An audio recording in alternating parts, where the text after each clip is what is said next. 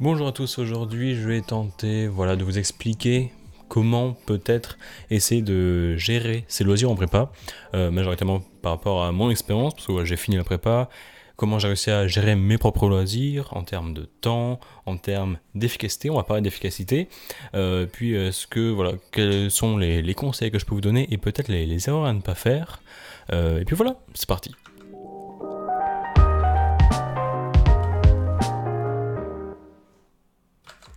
Alors, premier mot d'ordre, je vais vous prévenir, je ne vais pas vous inciter à faire beaucoup de loisirs, mais, et surtout, je ne vais en aucun cas vous inciter à ne plus en avoir du tout, parce que c'est fondamental.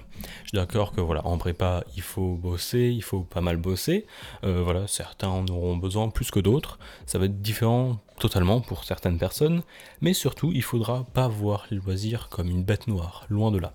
Il faudra voir ça comme quelque chose qui peut aider à être plus efficace. En effet, on te dit par exemple, je sais pas, demain t'as un DM, t'as pas trop avancé, il faut le rendre pour demain, t'essaies de faire le max possible, t'as une colle de physique, t'es un peu à la ramasse sur le cours, t'as un DS de maths, c'est la merde. Bah théoriquement, c'est ce genre de soir où faut te dire, faut essayer de changer ta mentalité, si c'est pas le cas, et te dire, ok, ce soir, je travaille de mes grands morts, je tryhard à fond, et je ne m'amuse pas en fait. Il faut parfois se dire, ce soir, je ne m'amuse pas. Ce soir, c'est trop la merde, il faut que je fasse que bosser.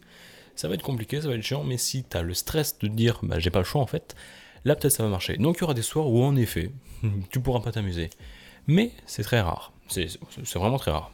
Faut vraiment que tu aies un problème d'organisation à ce moment-là. Sinon, la plupart du temps, il faudra quand même que tu bosses. Voilà, certains auront seulement besoin que de 20 minutes. Suivant les jours, peut-être tu n'auras même pas du tout envie, si ce n'est pas besoin de travailler. C'est possible, ça existe, des jours comme ça où tu n'as pas du tout besoin de travailler. Genre t'as tout fait, t'as que dalle à faire, etc. et t'es à fond sur tous les cours.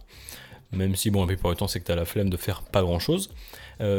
Sinon, la plupart du temps, peut-être tu seras amené à bosser 1 heure, peut-être 2 heures, peut-être 3. Et dans ce cas-là, il faut savoir que tu auras besoin de te divertir. Quoi qu'il se passe. À part si tu es j'appelle ça un monstre, mais genre à aucun moment c'est négatif.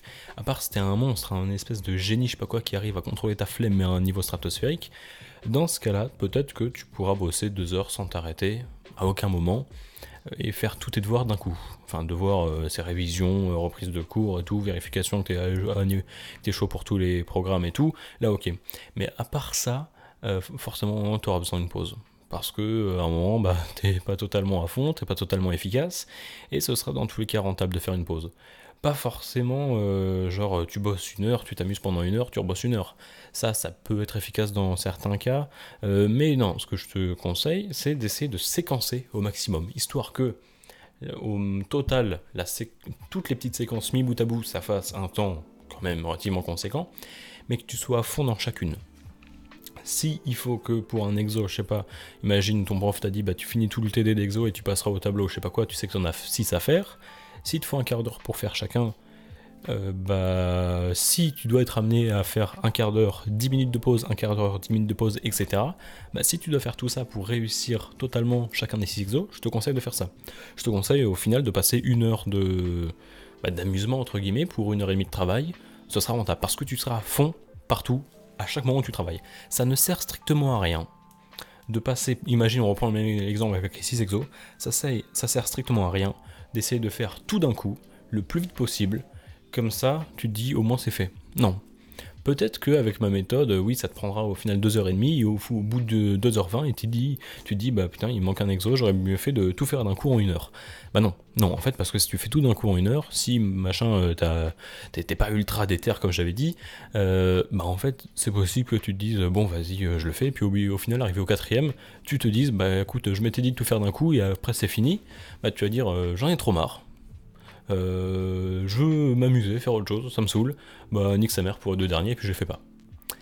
Mais malheureusement, après, tu vas passer dans. Justement, tu vas dire, j'ai envie de m'amuser, je vais regarder des vidéos, peut-être tu vas faire des vidéos, peut-être tu vas écouter de la musique, peut-être tu vas aller regarder des séries, peut-être tu vas sortir, peut-être, je sais pas, des trucs, quoi que ce soit.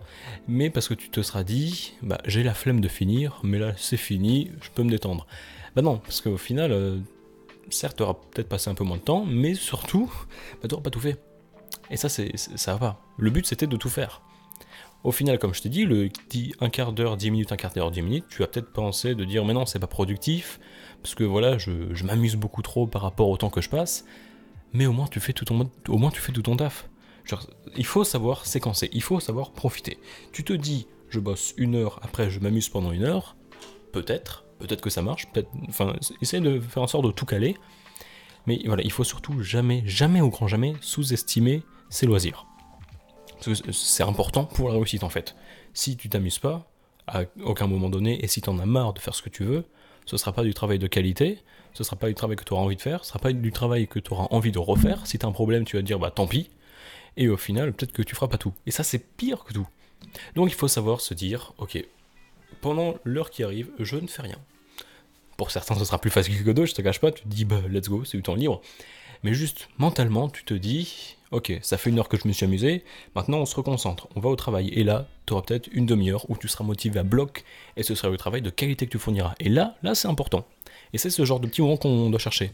Donc si ça doit te prendre une demi-heure de divertissement avant d'être totalement concentré pendant un quart d'heure, bah en fait, il faut que tu prennes le temps, il faut que tu le fasses. Il faut pas de te dire, non, je vais faire comme tout le monde, je vais bosser 1 heure d'un coup, et puis ça va aller. Non, parce que, non, pour certains ça marchait. Pour la majorité, non, ça va être compliqué. Enfin, je dis la majorité parce que moi c'était mon cas, je pense, enfin, peut-être que c'était le cas de personne, et c'était seulement moi, mais moi c'était mon cas.